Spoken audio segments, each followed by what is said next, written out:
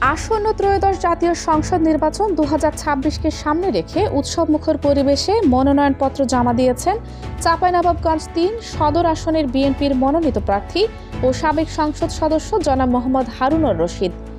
29 December সোমবার দুপুরে চাঁপাইনবাবগঞ্জ জেলা প্রশাসকের কার্যালয়ে রিটার্নিং অফিসারের নিকট তিনি তার মনোনয়নপত্র আনুষ্ঠানিকভাবে দাখিল করেন। মনোনয়নপত্র জমাদানকালে তার সাথে দলীয় অঙ্গ সংগঠনের নেতৃবৃন্দ এবং স্থানীয় গণ্যমান্য ব্যক্তিবর্গ উপস্থিত ছিলেন। দেশ দর্পণ নিউজ, দেশের সাধারণ জনগণের সংবাদ মাধ্যম। আপনার সংবাদ এবং বিজ্ঞাপন প্রচারের জন্য যোগাযোগ করুন স্ক্রিনে দেখানো হোয়াটসঅ্যাপ নম্বরে।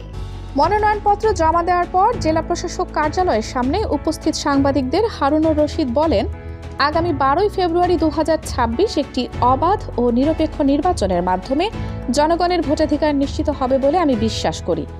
দেশনেত্রী বেগম খালেদা জিয়া এবং দেশনায়ক তারেক রহমানের হাতকে শক্তিশালী করতে এবং চাঁপাইনবাবগঞ্জের উন্নয়নের ধারা অব্যাহত রাখতে আমি আবারও এই আসন থেকে নির্বাচনে লড়ছি। জয়ের ব্যাপারে আমি শতভাগ আশাবাদী।